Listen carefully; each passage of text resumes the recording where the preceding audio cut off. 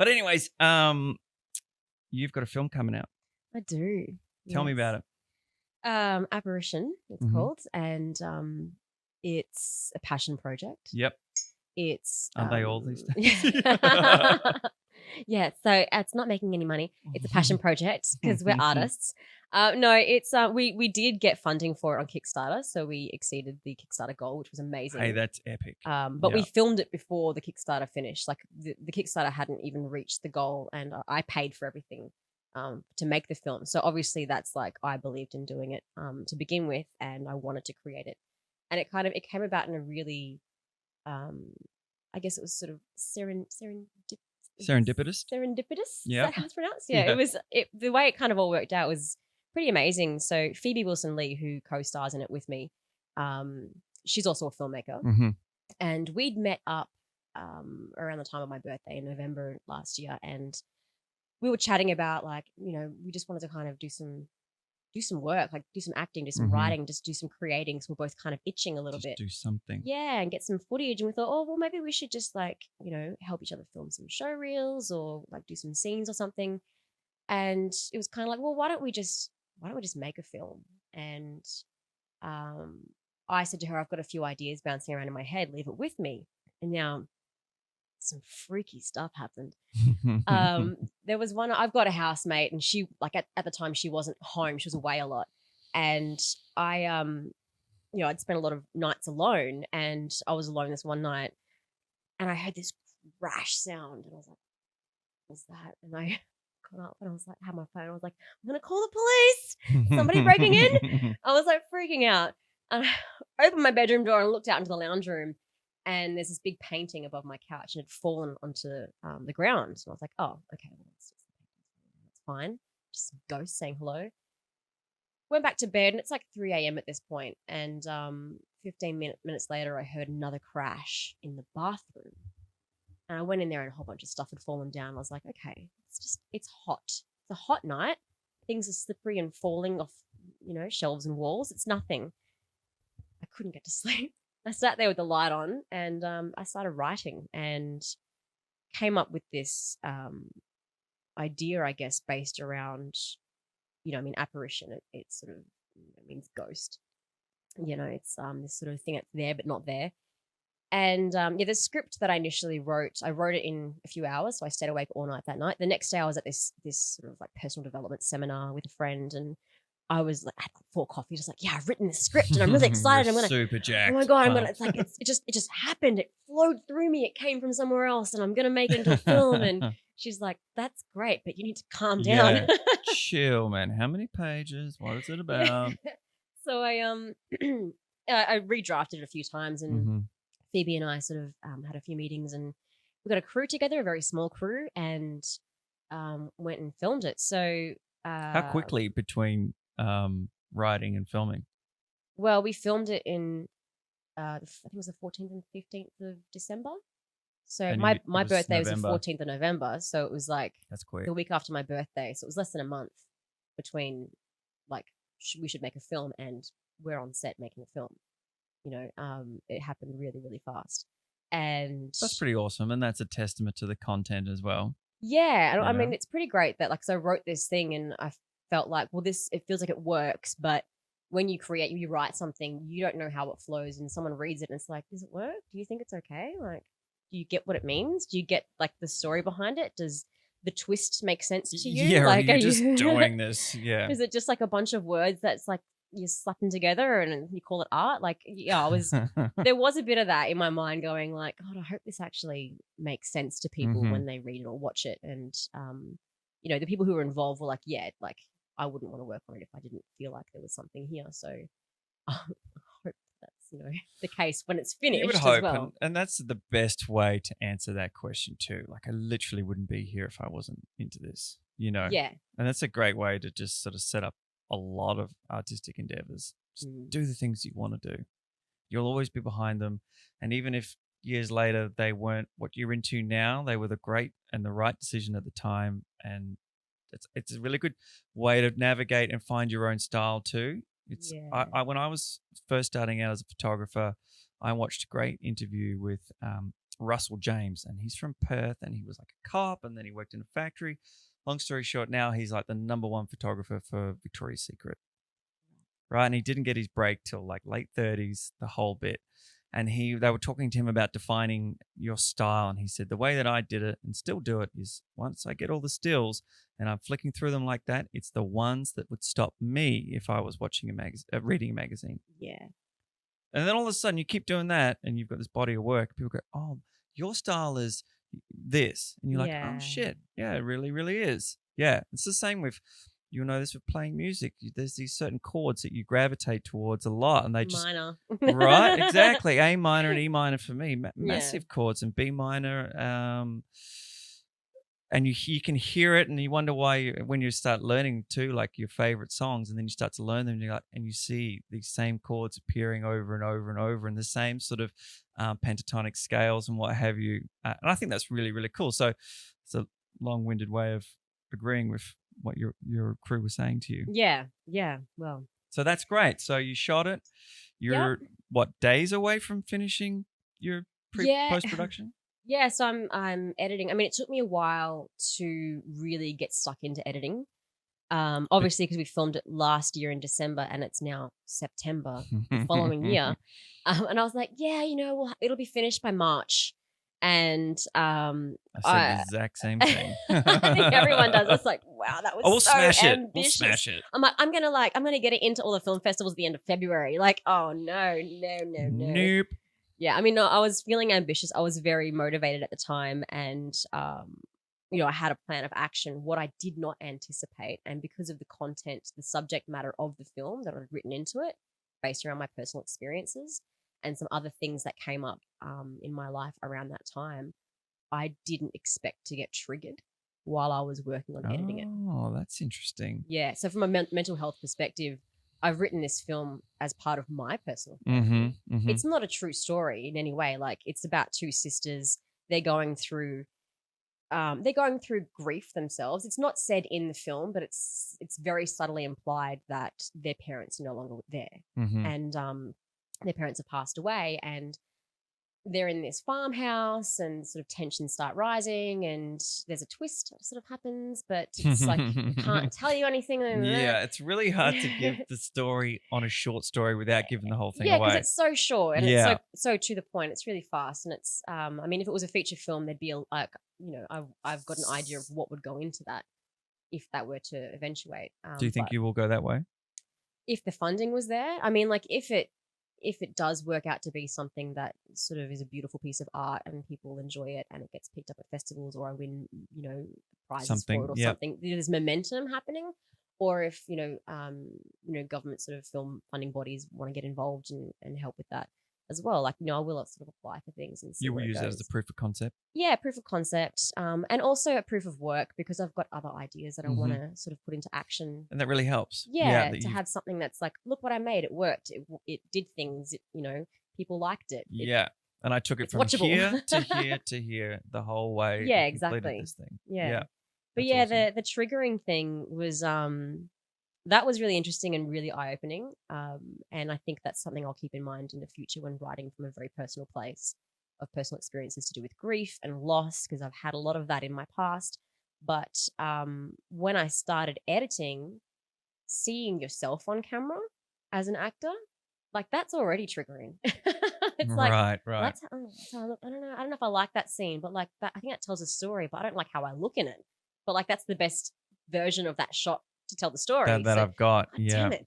So, there was a little bit of that going on, and just like an insecurity thing. Yeah. And it's like, I needed to go. Okay, I need to sit over here with myself and have a good talk to myself and be like, dude, this is, like, you're telling a story. How do I be objective? Yeah, really, really objective. And I had a chat to Phoebe about that as well, and because she's made short films that she's been in as well, and she's had the same experience. And it's like, it's a common thing if you're a filmmaker and an actor and you put yourself in your film.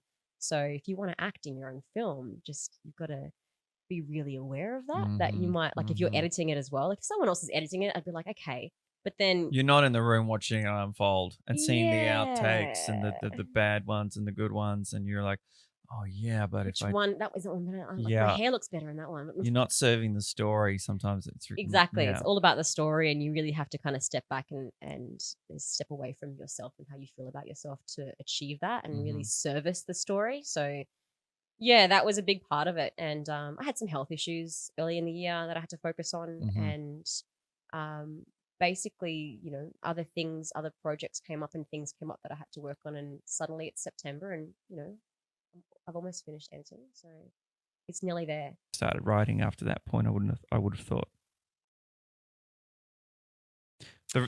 The objective of what I'm trying to say here is I think that we were both filming a film at the same time. Right. Yeah. And it was a psychological horror type deal, with a aliens type element, but called Weevil. But okay. Yeah. And the reason I talk about that is because the director, he went to the States to tell me again what it's called. AFM. I cannot American for the Film life Market. of me remember this acronym. It's blowing my mind. I've had everyone here has talked about it, and I'm like, what is it called again? Yeah. What is it called again? AFM. And he had a hell of a time there. Yeah. And he's been there before. And just what do you mean by hell of a time? Just hell of a time positive or hell of a time ugh? Not Okay, positive. cool. Yeah, it was like we ended up getting it on Amazon Prime. That's pretty good. Yeah. Yeah. Yeah, but still was like hard graft. I remember him sort of coming back from it, and maybe a little bit, sorry Mark, but ambitious for the film as to where he thought it was going to go and who was going to pick it up. Yeah. It's it's a weird film. My dad's calling me. I'll cancel that. Hey, Dad. I thought I was on flight mode. It's a super strange film, and I'm stoked to have been, had a lead role in a feature film, and it's great. But I certainly wouldn't rush out and recommend to all my friends and family to go and see it. Like, it's fucking weird. It doesn't make a lot of sense, but yeah, he had a real hard time at AFM. Yeah. But it's good to be ambitious. Like, I feel like, especially going over there, to shop it around over there and be in such a massive film market, because apparently it's huge. Right. Like, there is so much shit going on. Yeah, that nobody knows which way to look. Like, unless you actually know the people how to navigate that have stalls and whatever. Apparently it's like a real hard task, but at the same time totally possible. Yeah, and I think, and I've always said this about Mark, I think he's just a super impressive guy because he believes so passionately in what he's doing, and I feel like this film was it'll be one of those weird films that someone sort of finds somewhere in 30 years and goes, whoa, what was happening in this? Do you know what I mean? Like one of those cryptic, really B-grade, weird shit films that there will be this little clan of people that find it and then it'll become a cult classic, and then you'll be like so famous. Yeah, it'll because be great. He's a super smart guy, smart guy. And a bit of a nutter, but a really, really lovely guy. And he's got this little catalog now of like 4 or 5 features that he's made that are all as weird and cryptic. Actually, Mick Preston. Yeah. You know who I'm talking about. Yeah. He was in one of his films as this nutso doctor. Yeah. I could be wrong about that, but the preview looks like that. But then I told him that I was doing this film with Mark, and he contacted Mark, and he came out and did a tiny little spot on it. Yeah. And this is maybe a year after TAFTA, but it was so cool because we shared a scene together. And yeah, that's cool. And he's going to come on the podcast, actually. Oh, is he? Yeah. What a legend. Mick's a legend. Yeah. Really cool. like talking to him. Okay, cool. So, and tell me, what happened? Why the gap after filming? What was the struggles that you guys faced in terms of post-production? Time, and was it just a cash thing, or it was just time, to be honest, because like we didn't have the budget to get the editor and assistant and the just everyone assistants basically. So Kieran and I were kind of running around being the assistants and learning all of that stuff on our feet. Yeah. And then trying to get everything that the editors and the colorist and sound guys, like everything that sound was design is a involved with whole that. thing. Yeah, like sound design's massive. It's massive. You don't realize how massive it is and how skilled it is. Yeah, and like composition and stuff, and there was just so much that we had to learn while we're working full time. To try and like keep getting the funds so that we can keep putting the money into it. And it was just little bit by little bit by little bit. Yeah. Yeah. And so, we kind of just had to keep on doing baby steps and, sitting down every Sunday with the editor and like going through it and doing the same with the colorist and, and just slowly but surely getting there. And how was that? Were they... were there a lot of like creative hurdles, or were you guys just totally in sync and knew exactly how to make it? Everything's pretty good. That's awesome. To be honest, like everything went actually quite smoothly, and the people that we were lucky enough to work with were like so good at what they did that they could like bring in, little tips and things like that and tweak things here and there that, like gave things a whole new life. But I think that like one of the things that Kieran and I did really well was choose who we worked with really carefully. Like we met with them a couple of times, but met with multiple people for each realm. Right. So you had to cast a wide net, so to speak, and be able to get a really educated sense of who was going to sit well. Yeah, because we had a pretty strong idea of the kind of product that we wanted. So then it was just a matter for us finding who best fit that same line of thought.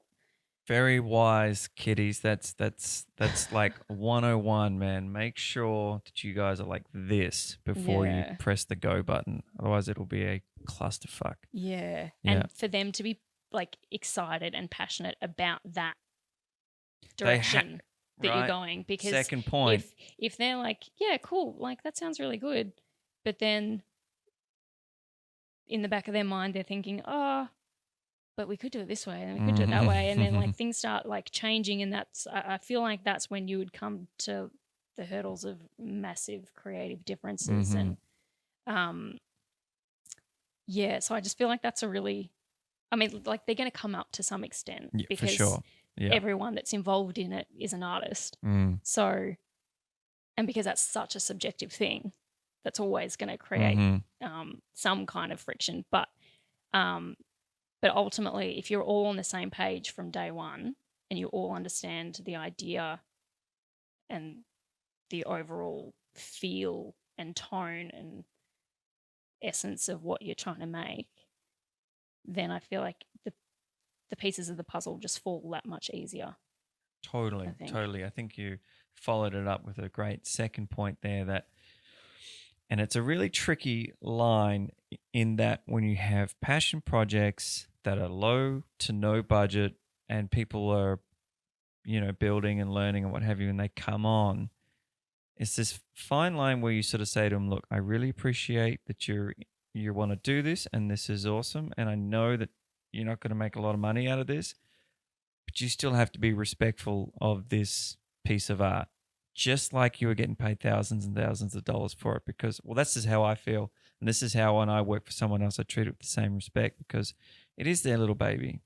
And they put shitloads of time into it, more than you will ever put into it when you're coming in second off the rank. And maybe you still will put a lot of time in, but not as much as that writer, actor, director it's their project.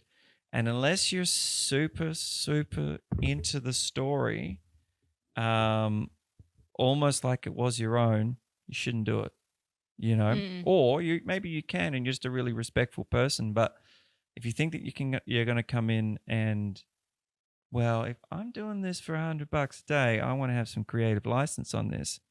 Maybe just go and make your own thing. That's been my experience. You should just be really respectful of the people who have put all their love into this thing. That's their project. And if you want to come on and maybe you're going to be the cinematographer or whatever, but you're building your portfolio, and you know you're going to do it for a little bit less, or you're going to donate your time for free. I don't believe that gives you the grounds to not be respectful of the people whose project it really is, you know? And then because one day you will create your own project and you will have this other person come in to do something for you, and they'll be like, oh man, I think your ending sucks and maybe we should do it like this. And you're like, well, this is kind of my project, and I really appreciate your time, but maybe you should just fuck off, you know? So I don't think people think it through enough. They're like, yeah, that's awesome. Well, let's just do it, you know? Yeah. And I wonder if that's a thing because there's not much happening in, like, I mean, there's stuff happening in Australia and people like are making stuff all the time, but just in comparison to, say, like the States or the UK, I feel like people here just like want to do stuff. Like they're just so antsy to do stuff that they'll jump into anything. Yeah, and like I've totally done it. Like I've done stuff that that I really like. I just really wanted to be in that environment. I really wanted to have fun, and I really wanted to like explore my character, and I really wanted to like just be a part of a team that ends up being like a family, and like that's really great and that's really fun, and it's also really addictive. So talk to me about, you have to forgive me off the top of my head, I forget the title of the film that you and I have spoken about, but lay it on me. Yep, so the film is called Kill Me, Heal Me. Kill me? Heal me. Heal me? Heal me, as in kill me and then heal me. Heal, like, gotcha. Gotcha, like heal, yes. Heal. Kill me, heal me. Yeah. This is the one that you and I spoke about a couple months ago. Yes. Okay, tell me what it's about. It is about violence against men. So it follows a young man named Tom who goes to see a psychologist after getting out of an abusive relationship with his girlfriend. So the whole film touches in flashbacks between him talking and then going back to the relationship, but also kind of dives into his childhood and things with his abusive dad, and then also like being bullied as a kid, being teased because he's so close with his mom, and yeah, just some topics like that. What was the catalyst for this? Like what how did you know, why, how did it come to you? You wrote it. I did write it, yes. Yeah. Did you co-write this with a friend? No, I wrote it all by myself. A friend gave me the idea because it was originally a short film, and I was originally going to write it as a man abusing a woman. Right. And then a friend suggested to flip it because it never gets spoken about. Did you already have some knowledge of this, or were you like, wait, what? There's women abusing men, or? I mean, I had kind of an idea, but I did my research, and it happens more than we kind of think. And so I kind of dived into that, and I saw it, and it was just like, wow, okay. Like, it was one of those things that I knew, but like didn't really know until I looked at it. It's fully. Not spoken about. No, it's definitely not spoken about enough. Yeah. Like, anyone is capable of abusing someone. 100%, whether it's emotional or physical. Yeah. If anything, the physical abuse is easier to deal with, and it's easier to tell someone about because it's there and it's visible and you can see it. Yeah. The internal stuff is very pernicious. Yeah. Well, that's really interesting. So someone said, hey man, why don't you flip this on its head? And you had a little look into it and went, yeah, okay. And then now I watched your little series of interviews. Yeah. That was pretty confronting and pretty, like, I mean, hats off to those guys who said yes to that. Yeah. That's intense. It was, I was very thankful that they said yes and gave me permission to do this and came in, and it was quite hard even asking the questions, and there was times where I was just like, geez, I just want to like cry. Yeah. And it was very, very hard. For people who might be listening and who haven't seen that or don't know what we're talking about, just explain that and the motivation for that and what the questions were. And so for the crowdfunding video for the feature, we got some guys in that had been abused. How did you find them? I just posted it on Melbourne, like some of the Facebook group. Yeah, Facebook groups. And we had people come forward and like we said, look, if you want to remain anonymous, that's totally fine. And so we just kind of asked them about the abuse, what had happened, who it had been done by, and like to go into kind of details about that. And so it was heartbreaking, to say the least. Yeah, that's brutal. Holy Yeah. shit. But that's such a win in a way, and a sign of the times that you were able to find these people through Yeah. social media. Yeah, You know, absolutely. Like, and so obviously the objective of the crowdfunding video is obviously for crowdfunding and to show that there is actually, this isn't a fictitious tale, albeit that the characters aren't real people, but Yeah. that this is really happening. And I thought that was a really great way to do that. But still, the crowdfunding wasn't as successful as you'd hoped. No, I mean, I kind of had a feeling and that it would either go like one way, like it would either be like, great, we'll get all the money, or it kind of won't go. And I think it's also like to do with the fact, you know, some people don't really want to or forget about it or just can't afford to give money, or the fact it's the topic as well. I think a little bit mixture of everything kind of dived in. Yeah, I wonder. You would think though that this is the skill in crowdfunding. Yeah. Is how to really pinpoint that audience. I've spoken about this a ton because it's the coolest thing I've done, so I talk about it as much as I can. Yeah. But Stringy Bark, the film that I played Ned Kelly in. Yeah. They crowdfunded, and originally they projected 15,000. And I mean, sure, they have Ned Kelly in the top. Well, not really. I mean, the algorithms or whatever will find Ned Kelly, but it's not in the pitch. It's not in the story. It's not in the title. But someone, I forget how they found this person, but this person had written a book about Ned Kelly. And he said, this is great what you're doing because it's the only film that's ever going to be made, or is the only narrative that's been written that is actually factual about what kind of person would kill 3 cops for no reason. Yeah. And then he took it to the Sydney Morning Herald. And that was it. Game changer. They raised, I think, $30,000 the next day. Jeez, yeah. You know, and they overshot by, I think, 20 odd grand what they had thought that they were going to get. Yeah. And looking at it now, there's no way in the world they would have made it for 15. Yeah. They would have got there and gone, Oh, shit. Shit, man. We're all, like, we're going to have to, you know. Yeah. And once it had that spread, then the Victorian Police Department got involved, and then people came out of the woodwork to help.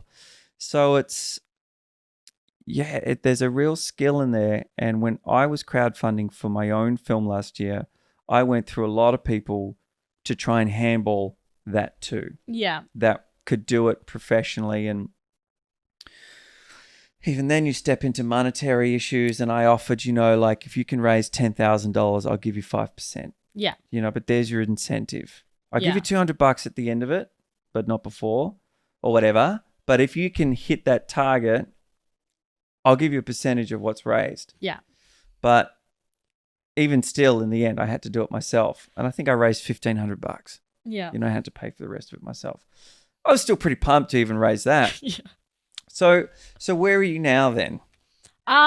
We are still in pre-production. We've decided, because it was kind of becoming very rushed, to push it back to filming next year. So I think I've got to speak to the co-producer about this again. Gonna try and start casting, I think, in November, December.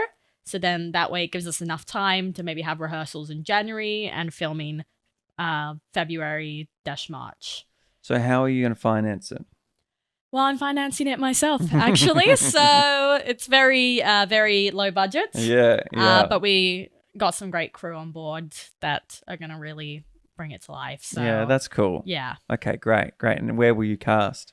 Probably everywhere, like Star Now, casting networks, wherever we can list it on Facebook as well. Just try and find the best actors that we can. Have you got some through your agency you can approach? You're with an agent, right? I am, yes. I think so, but I think a lot of them are in kind of Sydney and everything. So okay. it'd be, who are you with? Talent by Teresa. Okay. Oh, yeah. I think my friend Sophie is with them. Yeah. just signed recently. So Oh, how's it going? good so far. I think I only signed like a couple weeks ago. So Yeah. And did you approach them? no, I saw it on Star Now. Okay, yeah. So technically, They're I quite approached new, them, right? but like they approached me. Right. I think they kind of just opened in Melbourne. Yes. Yeah, opened their books, I guess I should say. I'm thinking of the same people. Yeah. So you're going to put your hand in your pocket and you're going to bring this baby to life. Yes. So one of the things I wanted to talk to you guys mostly about, as you know, is your business, Little Green Olives. Is it? Have I got it right? Almost. Close. I said it wrong. The sweet olives. Sweet We olives. are the sweet olives. Yeah. Sweet Olives. Yeah. And because it was interesting, because I didn't know, obviously, who you were before you contacted me, but only like the week before, Anthony had sent me a link to your business and said, this is a really great business. You should check this out. And then he walks in the room and he's like, that's the girl I was telling you about. So tell us all about that. Where to start? I'm going to hand over to Sim for this. But yeah, it's clip library services essentially for actors. Yeah. Katrina and I have a history together writing and performing together. And I think with the technological age where it's at, I started hearing, I think it was Mel McIntosh first, talking about clip libraries. And I thought it was just this incredibly empowering way for actors to generate work and keep updating their script and almost keep reinventing themselves or the industry's perception of them. And so we had me as the dummy shooting some scripts that I had written. And the photographer at the time and the DOP said, you've got a bit of an eye for direction. Why don't we kind of explore this? And then Kat and I have always had this long-term collaborative relationship. And I kind of shared the idea and said, I think it'd be great and empowering for actors to be able to keep their work up, keep their profile updated. And so we just started looking at really basic setup. We kept in touch with the casting directors. I'll let Kat elaborate maybe a bit more on that, but just kept finding out what's wanted, what's needed. And the common things were like just really good lighting and sound. We need to hear and see you really clearly. And currency. We need to know what you look like, how you work now, not 5 years ago, which kind of can happen with a reel. And it can be a bit of a catch-22 for people because they're not getting work and yet maybe their profile is changing, but how to reflect that. And I kept thinking of drama school and my most influential directors used to say, show me, don't tell me.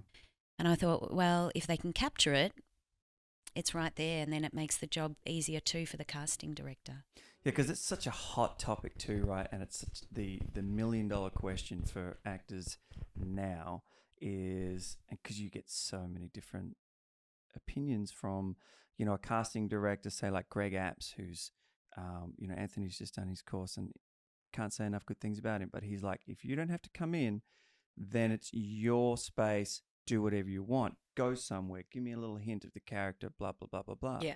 And then I did a workshop with Anthony Mindell, is it Anthony? Yes, right? Yeah, I did too. Yeah, brilliant. And I actually think, on a quick side note, that I saw him in a play in 2001 in Edinburgh. I can't be sure that it's him, but I was handing out flyers for this show and I got to chat to him and he was very kind, but I'm pretty sure it's him. But anyways, and then on his podcast, he was talking to one of the big casting directors for the CW network. I forget the guy's Rappaport, I think his last name is. And he does not want to see that at all. He's like, if I see you not against a backdrop, I feel like you've put more effort into setting up some kind of scene and you're gone. So it's really up to your agent to know who wants to see what, because I definitely like being able to be a little bit creative and get into it instead of just standing here in front of my window and what have you. Yeah, I had also done Greg Apps's course. Right. And found it incredibly empowering. Yeah. Incredibly. So it's about the same time that Sim had just been shooting some stuff and, people like Mel McIntosh and the Biz Book was setting up sort of as well, and there was definitely a feeling online with the forward-thinking casting directors like Greg and Mel that we're living in a day and age where the technology is available to us. Why wouldn't we use it? Right? So it's also, different agents will say do or don't go and make stuff on spec, and that's never going to change. But I think for beginning actors or actors that are not getting called in that often, or for roles that they want to be called in for, you've got to do something. So your choices are you go and stage a play yourself, a little bit of work in that. Make a short film yourself, a little bit of work in that. Or, volunteer to do student films and things like that, which everybody does anyway, but there's no guarantee that it'll get released and you're working for nothing. There's still a lot of time commitment. You can shoot stuff yourself, and that's really what it's coming down to is, there's nothing stopping you from setting up a camera, a setup in your own lounge room and shooting stuff yourself. And so we're sort of a step between that and spending a lot of money on a show reel clip. So, a while ago companies set up to make showreel material, and they'll charge a fortune, but they make it look like it's straight out of a TV set, something like that. So in a real context, somebody doesn't really know if it was from a web series or a TV show, so that can have its advantages. But it's a lot of money. And what we did when we sort of decided, there's something in this and we can help, because my background's very much as a filmmaker as well, is that, we started talking to the casting directors because we know quite a few of them, and we showed them what we set up for Sim and said, can you give us the feedback? What do you want to see? And consistently we don't need fancy anything. Don't worry about props. Don't worry about reverse shots or, any of those sort of big setup scenes or making it look like it's from a TV show. Don't try and trick us because we know. We just need to see the actor's face. We need a good reader. Don't cut to them because I'll get distracted by which person I like more, or I might end up casting somebody else to work against you. So just don't cut away. Let us see an actor work from start to finish in a scene and make sure it's only 30 to 90 seconds long, and that's kind of it, so long as it's nicely lit. And then to group it into easy to navigate libraries. So you put your drama stuff together, you put your comedy stuff together, you put your animation voices or your accents or your skills if you juggle or you sing or whatever else it is. And then you put your professional clips together. You still have a show reel. Taken from what you've done. Yeah, so you had a role as a guestie on Offspring. Great. Let's see it. Make sure that that's front and centre because that's your professional work. But what if you don't have recent professional work? What if your professional work's 15 years old and you don't look like that anymore? They don't want to see that old stuff. I mean, a history reel and a show reel is still valid, but the point is if you're not getting work or you want to push to be seen in a different light, then create some new stuff. Yeah, you absolutely have to. And it's a funny thing with actors, not so much in Australia. I know in America they're a lot different where they kind of expect to be just getting paid straight out of the gate. But if you were an oil painter or a musician or a photographer or whatever, you would have to work on all this shit yourself for free to build a portfolio. You'd be sitting at home painting paintings, or you'd be learning how to play guitar. Then you'd be in a garage with your mates for however long until something happens. So this expectation that you can just walk into the, out of school and pick something up without, like maybe in places where there's a lot more work, but here, bam, bam, like you've got to keep pushing. I was at a seminar, and you might have seen this float through on Thursday afternoon with Lloyd and I forget her name. She comes from Morphe, isn't it? Lou Mitchell. That's the one. Yeah, they had some. That was the hot topic, right? There must have been. We were in there for 2 hours, and that would have been 90% of the questions were about self-tapes. Really? Yeah. And what do you expect, and what's good, and what's bad, and can I do this, and can I do that? And they had a bit of a difference in opinion. Nathan wasn't so fussed with seeing a myriad of self-tapes, but Lou was keen as mustard.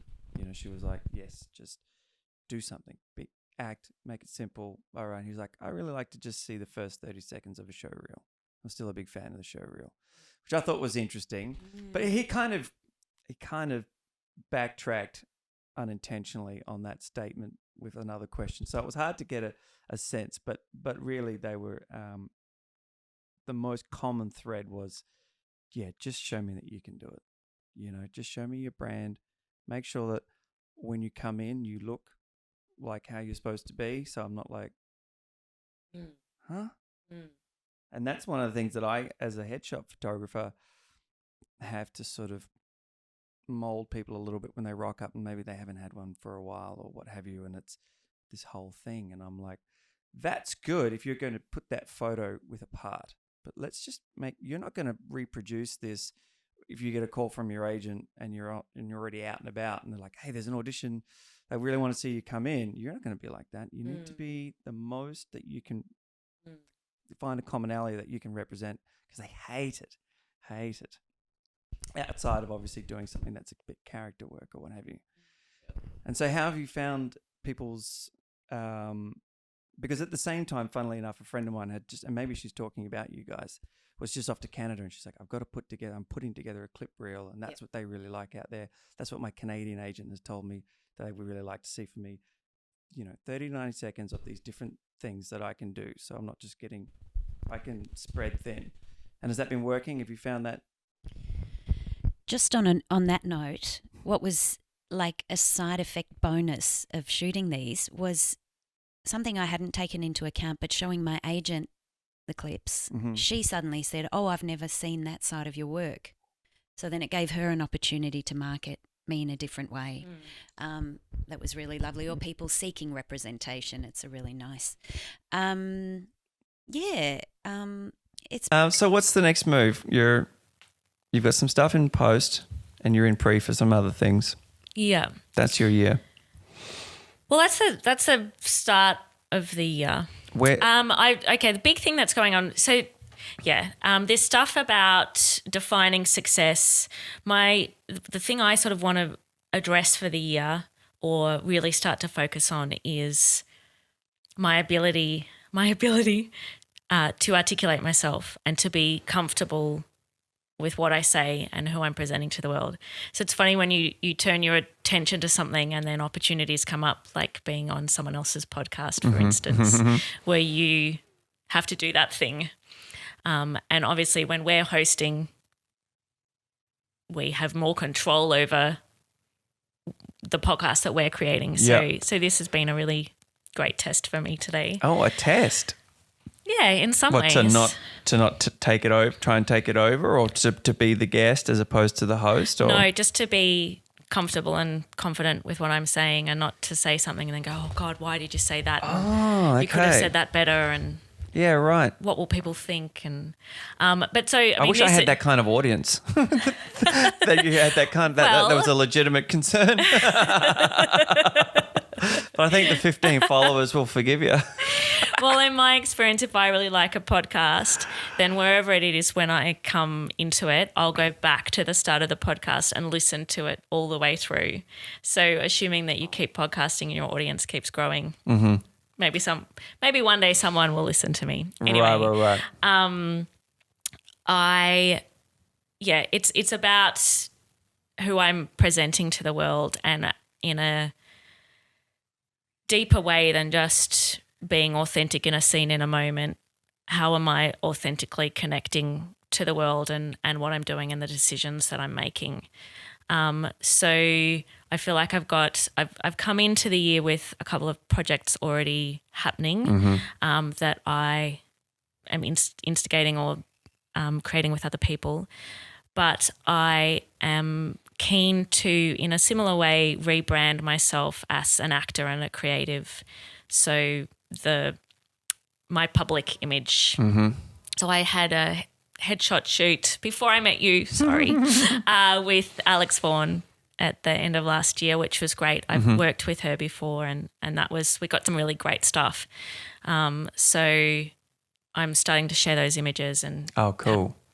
check them up on Showcast and Casting Network, because I'm going to relaunch my website and just, probably starting a little later into the year, whereas normally I'd be like, okay, it's January, what's happening? But going, cool, what else am I bringing into play this year and where am I headed? So, yeah. Like a couple of goalposts to sort of mapped out. Yeah, so I have an idea of how I want to grow as a human being. And so what's your rebranding? Like what do you want to transition to? Yeah, so I want to be this person who is comfortable with where they're at and what they have to say, and their voice is happy to share that. I always want to support other people, and I would never want to cause offense that can get a bit murky and tied up with socialized expectations of pleasing people. And so I want to find a comfortable middle ground there where I feel like I can speak from where I'm at without harming anyone else and supporting other people. It's navigating that territory. And I suppose I'm speaking about it quite vaguely, but I'm still figuring it out.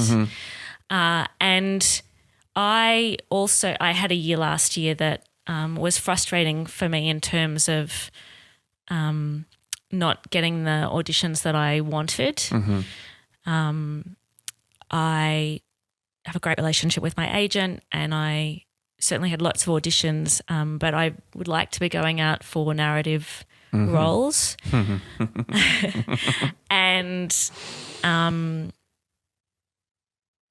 I love comedy, and I guess my perspective of joy and humor about life and the world is great. So I relish doing comedy, but I think for a while now I've steered away from the more drama side of myself to work in that area. And I'd be interested in your thoughts. I feel like a lot of the messaging that we get as actors is find the thing that's your thing or unique. Well, find the thing about you and then really hone that and really just pour into it. Pour into that. And so I've got to the point where all of the things that I'm presenting the world about me say that I'm warm and friendly and can play a good mum.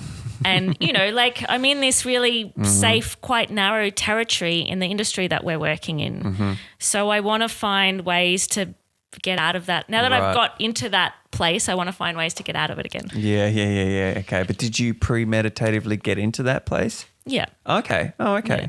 So like you're sort of, okay, I've had my run at that. Now it's time to evolve. Yeah, okay, I found that part of myself. Yeah, I can do What's that. What's beyond that? Who else am I? Yeah, I can do that. Yeah. And getting back in the room, a lot of stuff's been coming up. I think in this idea of what is success, what is my ego propelling me towards or stopping me from doing, what is ego, what do I think I'm good at? Am I as good at that as I think I am? Who will I take advice from? Yeah. How do I be open? Well, I think one of the interesting things that I've seen with the photo shoots that I do here is people coming in just sort of with the expectation of getting some headshots done. And I'm like, well, let's do some character stuff. And I've had a multitude of people who have come in, like the dad, and he's got the fucking pale blue shirt on with the checks and what have you. And by the end of it, I've got him in like one of my black trench coats with his hair slicked back, and it's dark, and I've edited it and what have you. And they've gone, oh, fuck. With just simple physiological pointers. Hey, man, just drop that chin just a little bit. And just little things like that, those micro expressions on just purely on a physiological level, not saying like, dig up this or dig up that, because I'm from an acting school of everything is just cellular. Yeah. And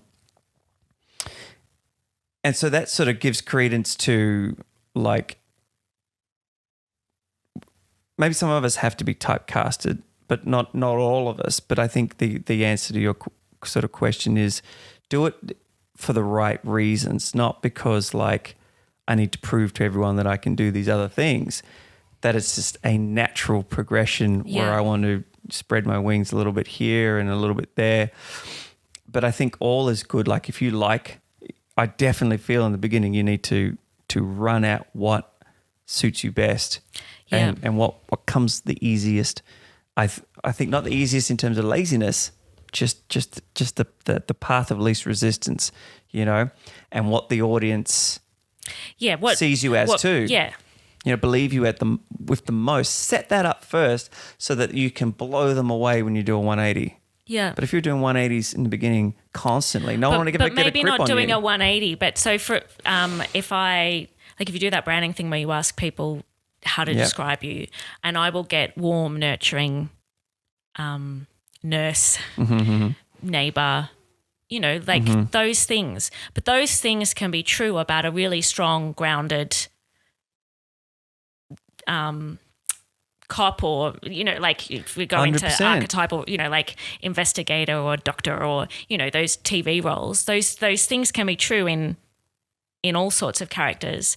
So I guess it's just finding out more about myself. You talk about how just with these physiological changes, you've changed this guy so he looks completely different, and I bet him seeing himself through your eyes in that image reflect something new back to him, or confirm something. And that's sort of how I feel about this shoot that I had done. I was like, yeah, that's where those are some of the things about me that I want to surface, that I want to see when I look at myself or think about myself. Yeah. That's a great way to look at it. Maddie, who was on the last show, she was the same. She was like, I know that I've got the heavy crop fringe and the blonde hair is here, and I have proactively set my brand up to be this, you know, and she was on Lego Masters and all that kind of stuff, and she does kids things, but she's like, but I also want a collection of images that show the opposite of that, and she fucking crushed it, you know, and we took all of her makeup off and pushed her hair back, like made it wet and put her in this gritty settings, and you know, people were like, oh fuck, you know, and let all of her freckles out and all that kind of stuff instead of having makeup on. Not that she wears makeup a lot or anything like that, but yeah, she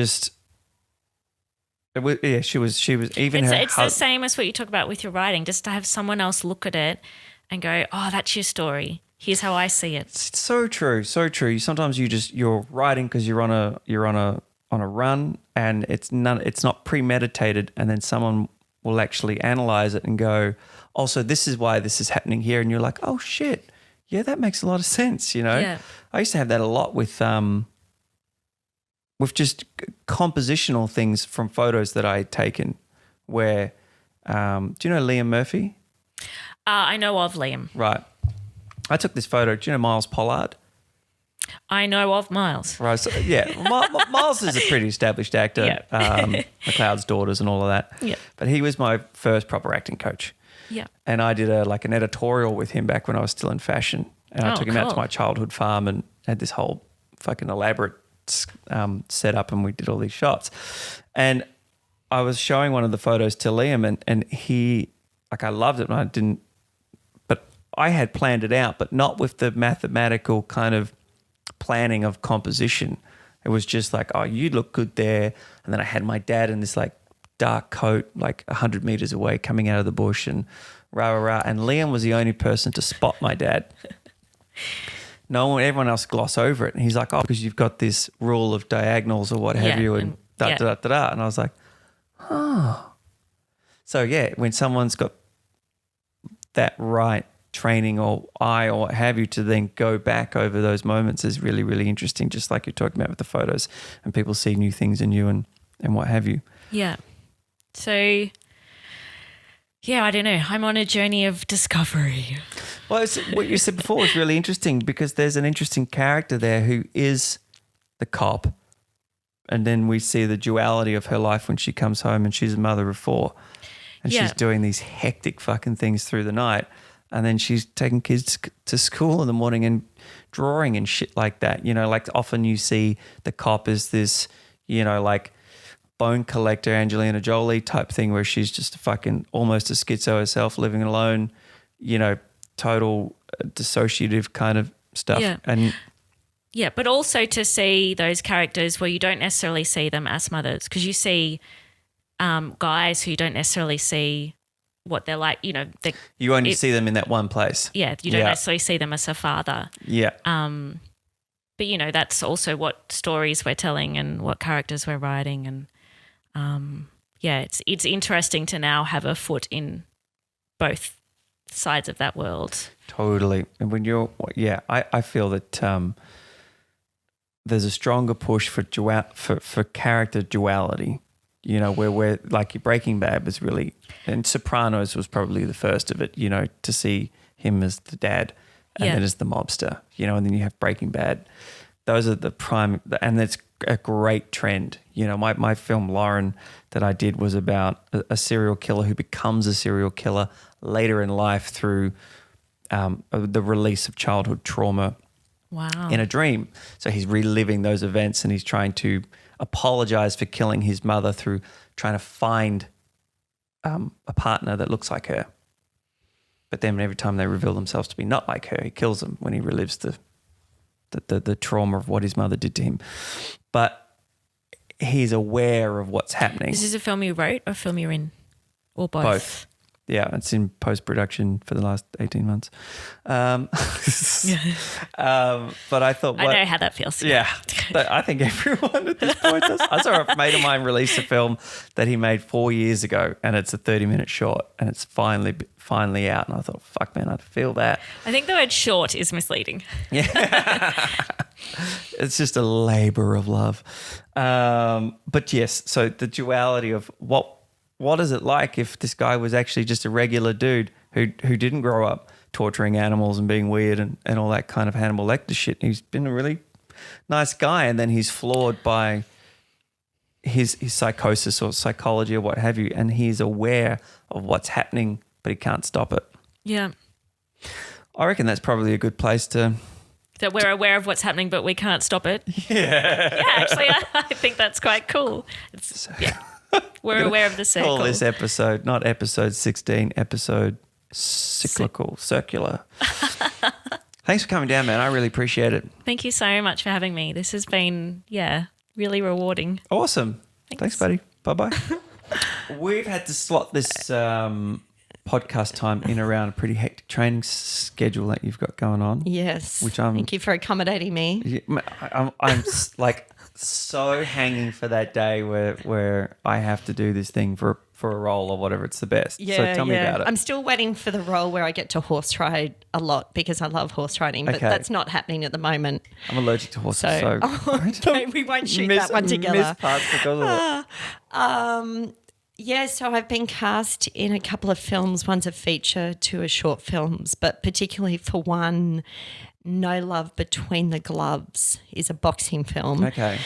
And the two other women that are cast as the lead women, it's a story about two women that are boxers. It's based loosely on two women, the true story of two boxers in Canada. And back in 2012 is when women were allowed to compete in the Olympics in boxing for the first time. And they only made 3 weight divisions, so these women had to compete against each other to get a spot in the Olympics. And it's a film about friendship, and basically there is no love in the ring. Mm-hmm. And so the friendship, it comes at a cost for these two women. And I'm playing the trainer of one of these women, who's an ex-champion boxer.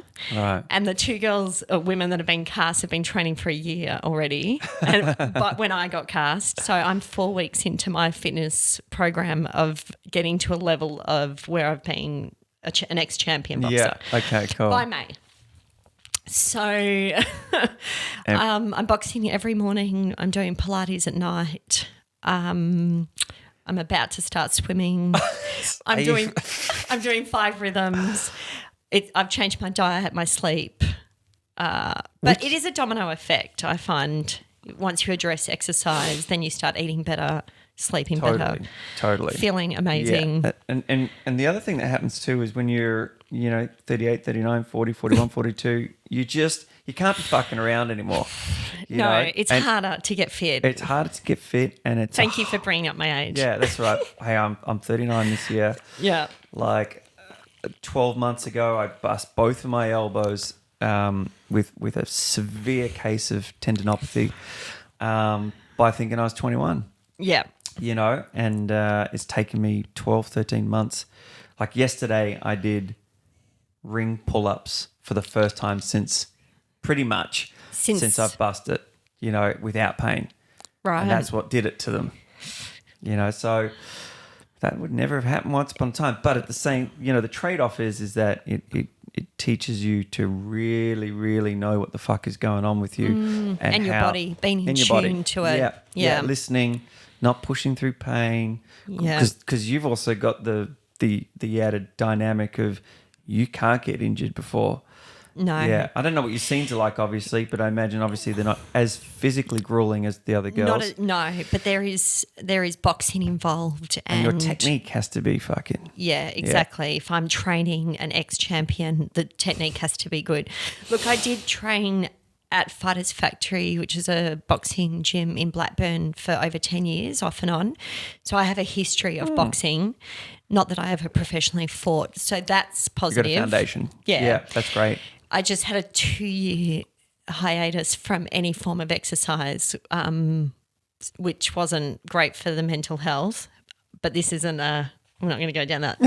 Yeah. But, so for me, it's about getting my fitness levels to a level where then I can then go in and start the choreo with the people that are doing the choreo for the film. Mm-hmm.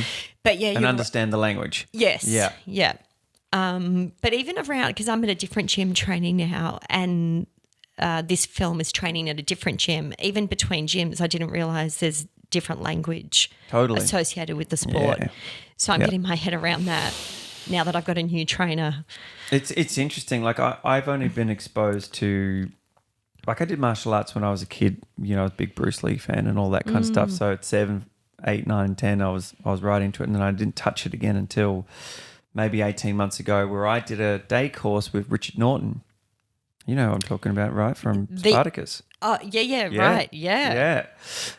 Which was amazing. And he said, if you've got to put your energy into one style of fighting and you're an actor, boxing, 100%, because it's the most common used. You're not going to specialize in kung fu or something like that. Yeah. They're going to, most of the time you're going to be just, can I throw a punch?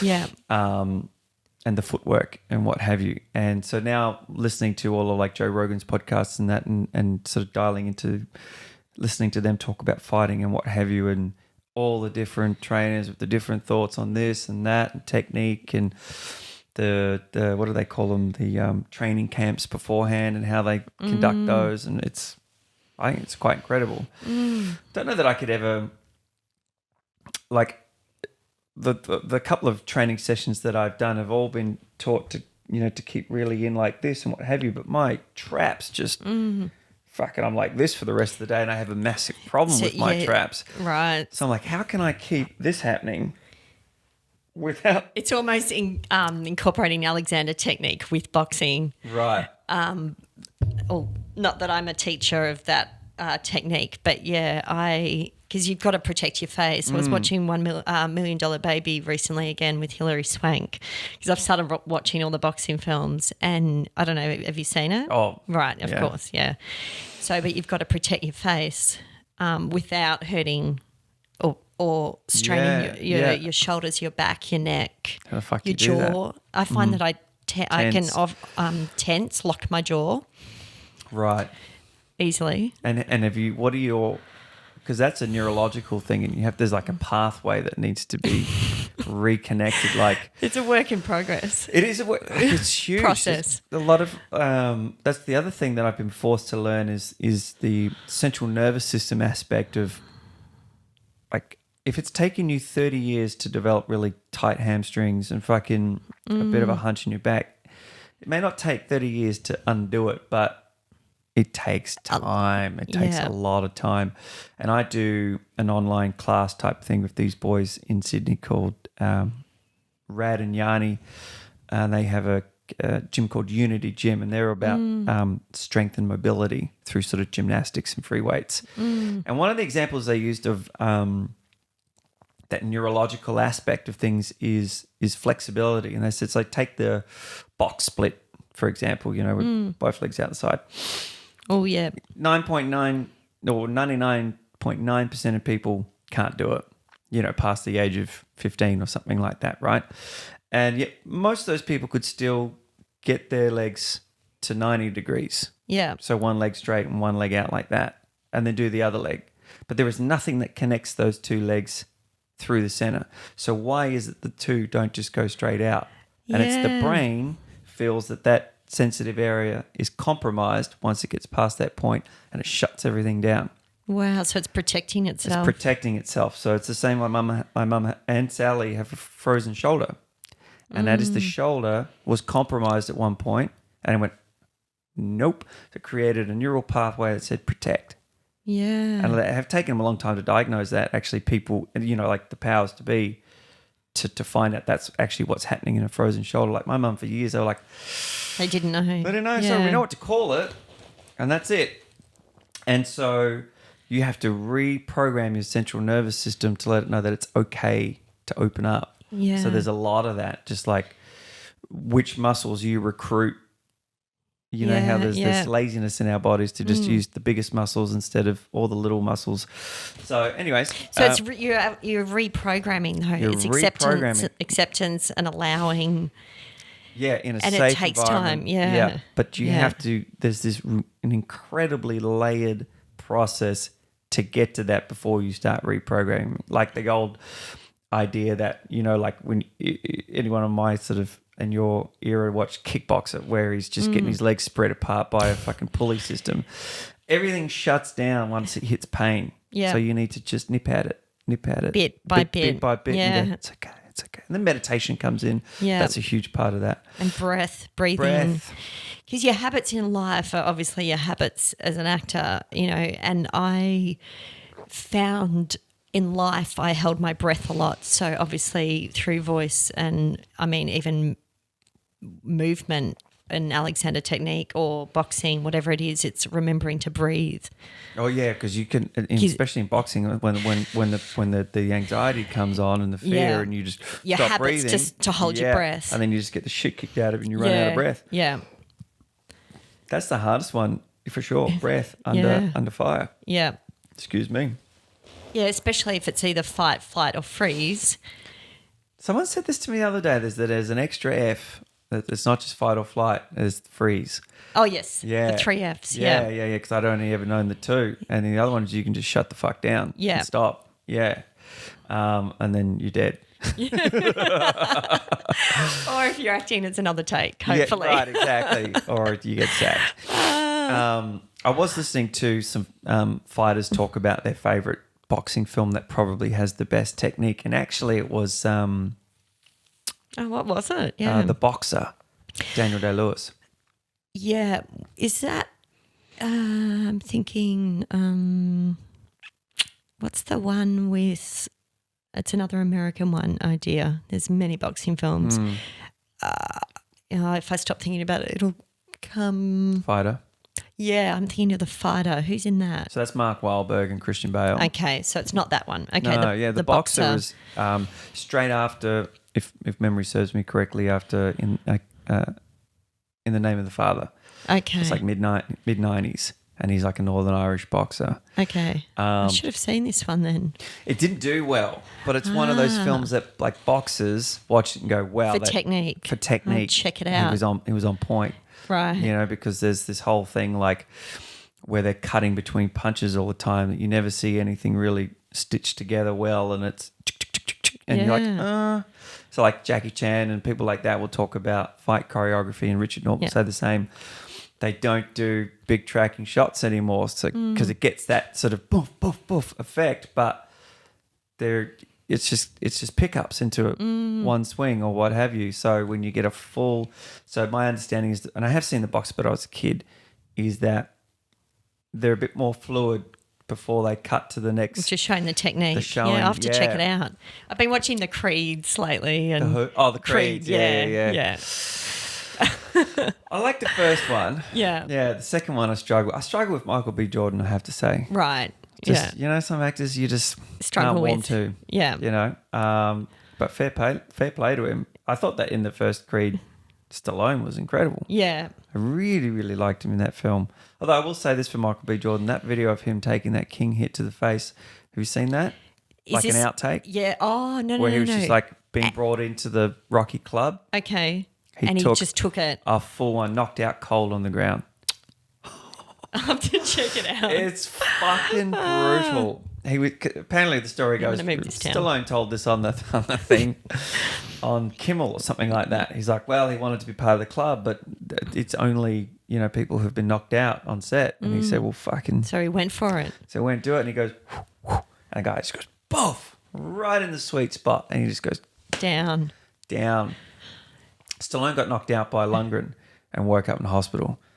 Got hit in the heart. I think his heart stopped for a second and he was getting chopped. Right. Chopper lifted out of there. Well, hopefully that doesn't happen on this shoot. No. So when do you start shooting? That one's in May. Sorry, yes, you said May. But yeah. the feature I'm shooting is in April. And so when you mentioned I can't get hurt, you're absolutely right. I can't. And I can't afford an injury. So I've just got to be careful with the factor of being 40. Mm-hmm. Anyways, let's go back because I wanted to say... So anyways, yes, I'm pumped that you reached out and I'm pumped that Moi is now online. Me too. Yeah, that's great. No one except Eric has seen it too. So I've been now able to share it around to everyone can see me doing the creepy stuff. But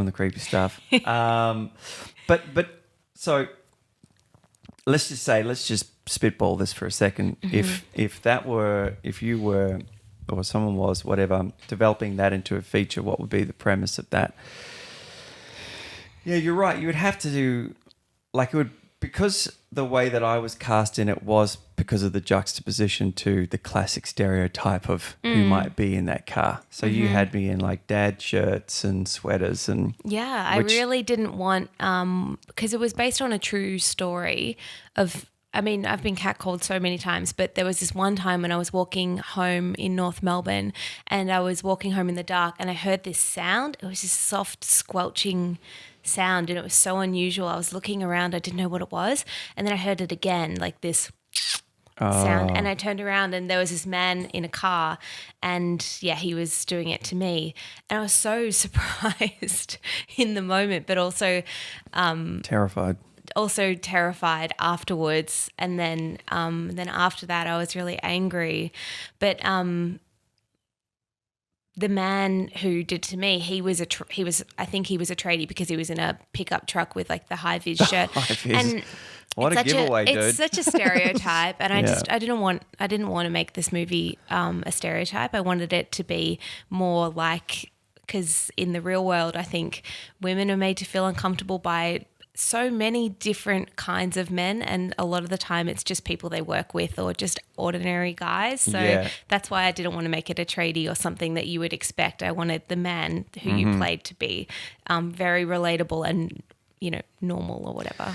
Did that so before I let my brain go on another tangent, it would be interesting then if you saw that expanded as to him drive off and go back to his family and walk in the door with, you know, two young girls or whatever and a seemingly loving wife and what have you, and then her go back home and deal with the fallout of that experience, and then you have this kind of linear sort of storytelling of the two juxtapositions like that, because that otherwise it's just, oh yeah, he goes back to his single bed apartment and jerks off and whatever, and it's gross. But the way it that is you really played interesting to think about it Yeah. with him having a family, because so many men who end up being accused of sexual harassment do have families and kids and a whole life that people value, you know. I think that sort of boils down to this common thing where people, whether they proactively don't want to or they aren't trained to putting the shoe on the other foot. Like if that is the case, how can you not imagine what it would feel like to know that happened to one of your children and that what you're doing has to stop? But it doesn't. Do you know what I mean? Like I have sort of not won arguments, but I have been able to highlight points through that exercise. Let's just run this scenario out for a second. Imagine if you walked in and someone did this to you, and you do it in such a way that leads them to that place of, oh, fuck. You know, they've never been able to do for themselves or didn't want to. It's kind of fascinating. What was did you find through whoever you spoke to about the film afterwards and what have you, that intentional character choice paid off, so that when you do get that snapshot of the driver, that they're like, oh, shit.